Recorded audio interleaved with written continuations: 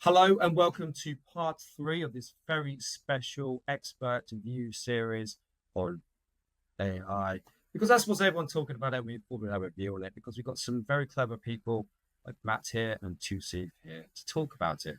Now, we've talked about data fundamentals or fundamentals of AI, I suppose, rather than data fundamentals, because data is the fundamentals to AI. If you want to get value out of AI, you really need to just build your data platform in the right way of data foundation.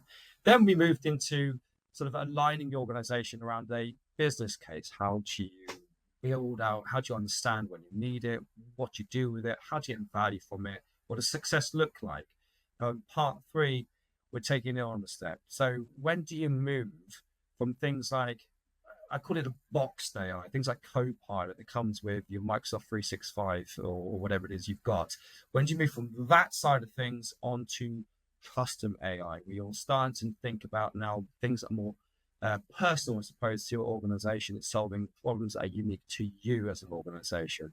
So I'm going to throw this question to see, just for a review, at what point do we move from one to another, from box to custom?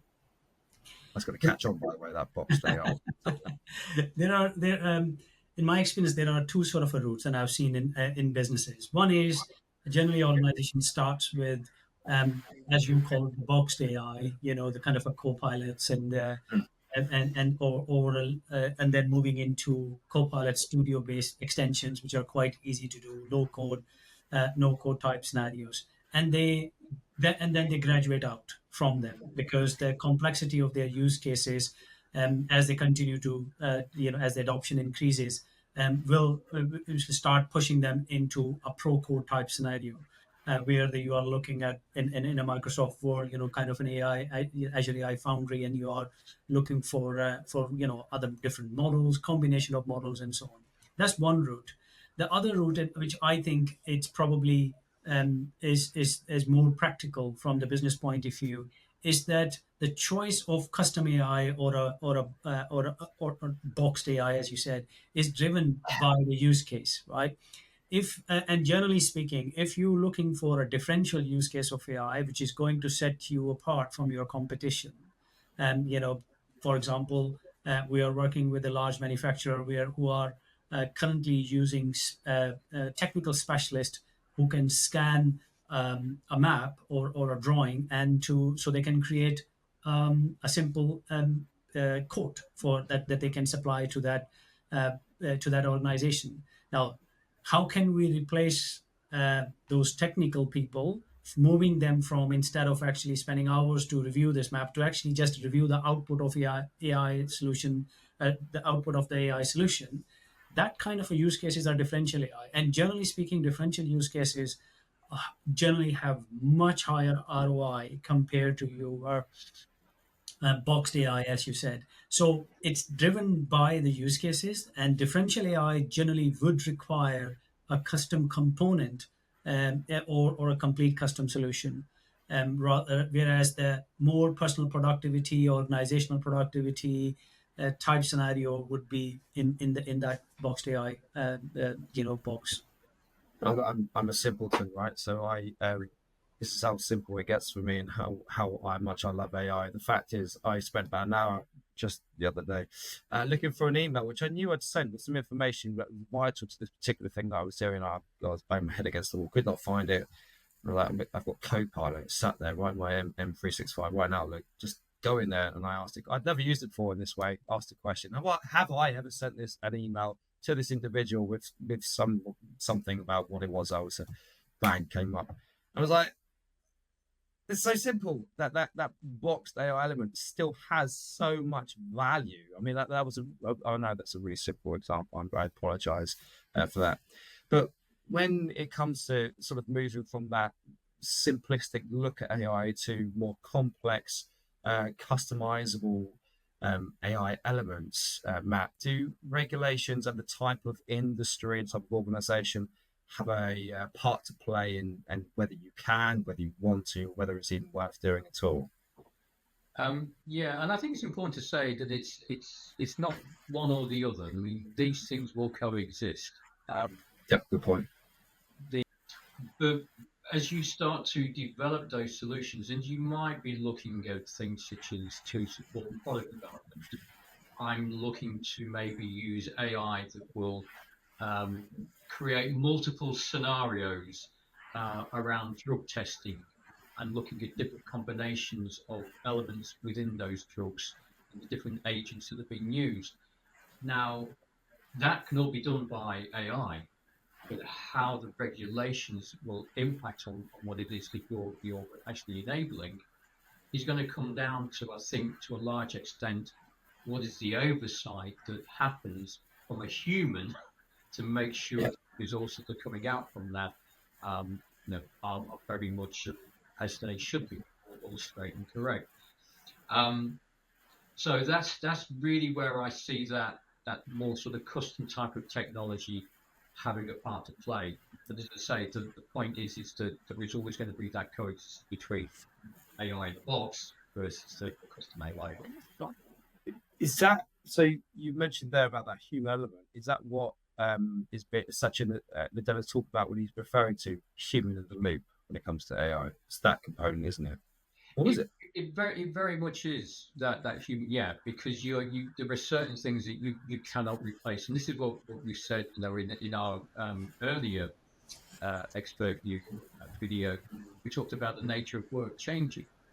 This is a prime example of that, where in the past you might have had a human, as I said, going through in the various different testing protocols, watching all of that, recording that. Well, that's not gone away. That still has to happen. It's just that you are using AI technology to do that. But the oversight is done by the human, which is probably much more effective than having the human doing the work and getting fatigued and tired and blurring over the numbers because there's so many. Yeah, it might just be me, but I do like the phrase, but I hate the phrase of using human. It makes me feel like a thing, which I suppose I am. I think just to add to that, I think the reality is that in another way to look at it, it's actually the maturity of you as an organization to adopt AI. You might start with human in the loop, where AI does something, come back to you for you to review it, accept or reject, to say, yeah, that makes sense. No, I disagree. And eventually, when you get the higher level of confidence in the agent's ability or AI ability to get that right, then you start to take that step back and you start looking at only the things that are exceptions, becoming less and less involved. You might have seen this concept from Microsoft. I think it's called a frontier organization, and there are various stages of that. And that kind of I see this already. The organizations who are the early adopters of AI, they are gradually working towards that autonomous agent concept, where AI or agents can do things for you on your behalf without you being involved. But most of them generally start with that human, by default scenario, where either this process is done by a human or assisted by an agent or AI, but still predominantly being dealt by the users or an individual. Do you think, Matt? Do you think that? Again, I'll keep using the phrase. I'll stop myself soon. But do you think that using boxed AI not for skeptical organizations, but organizations generally, helps actually give the confidence to them when they're seeing value from boxed AI to then do something more experiential with custom AI? I do think so. Yeah, absolutely. It is a great confidence, as I said, because the ability to execute very quickly and show the value and the benefits of comparison views. It's easy. Whereas a custom AI solution, by its very nature, it's custom, it's going to take longer to develop. However, that doesn't mean to say that organizations that say, well, I actually have a real powerful business case that says, if I could develop my products and get them to market faster, I would make a massive difference to my top line. I want to do that now. And I haven't got any AI in my business at all. Can I not do that? Of course, absolutely. Go ahead. This makes sense. This is going to change your business. Of course, you want to get it. that. So I would never stand in the way of an organization saying, oh, well, we might need to try this first and just take the baby step. If the case is big, get in there and do it.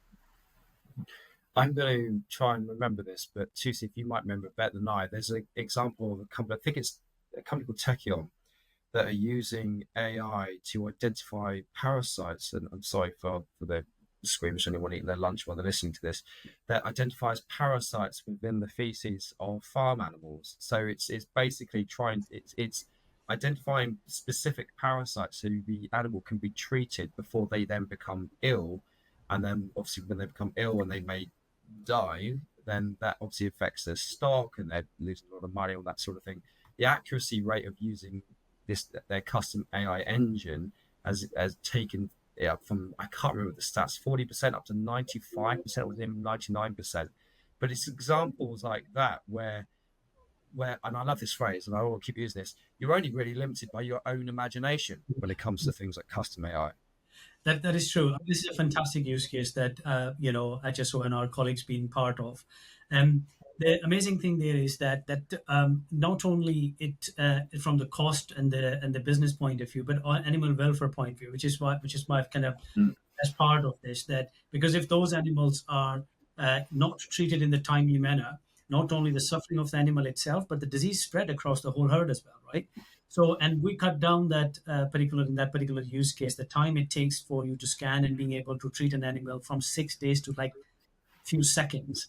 And the fun part of that is that it's just pretty much the same technology that you can use to count the number of items that are produced on a manufacturing line.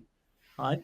This might be the same, with a similar technology, with a bit more training and a slight bit more kind of a configuration, would be the one that you will use to identify faults in a manufacturing plant. So yeah, it's so amazing, and to be honest, it's very enjoyable to see how a same piece of tech and with a little bit more training and the data, the different use cases that you are getting out of it.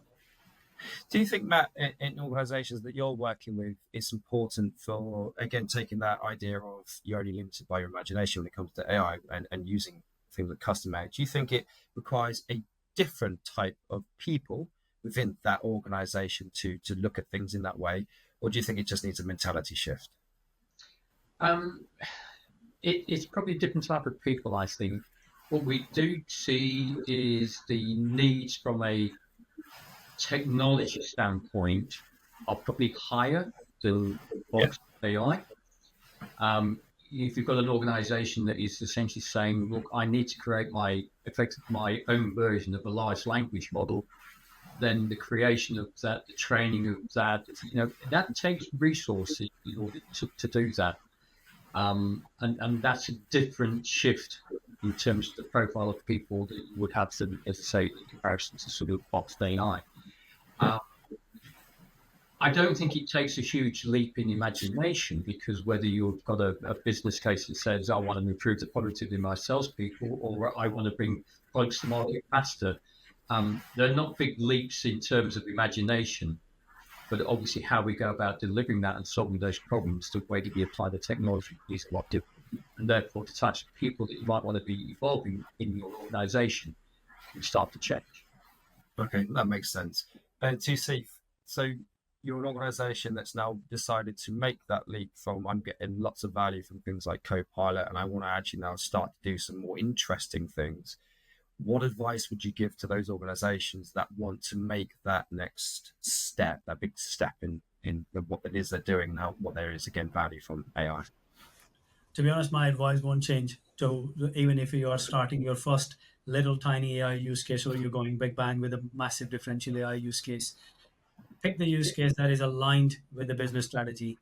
There is nothing worse than the organization is trying to go in this direction and you pick up a technology project, which is generally happen because an individual or group of individuals think this is a fantastic use case, but that is actually going in that direction.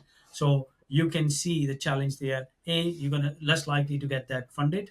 Even if it get funded, you're never going to get your ROI. Very likely, you're never going to get your ROI and the funding, from the board and for the next project either. So my view is pretty much the same. You know, whether it's a basic, simple, your first agent, or you looking to go for a very complex, large, custom AI, differential AI type project, you know, it's alignment with the business. It's not, yes, it's a technology, but it's not a technology for the sake of technology. It's a business transformation project backed up by advanced technology like AI. So if we kept that mentality, honestly, you will be fine. There you go. You heard it from the man himself. Listen, that's all we have time for today. I hope you've got some value out of the 3 episodes. I just want to say a special thanks to Matt and to C for joining us today for the Expert View series, mini series that we've just done. Now I'm going to leave you with this. When it comes to AI, you're only limited by your imagination. Thanks for joining us.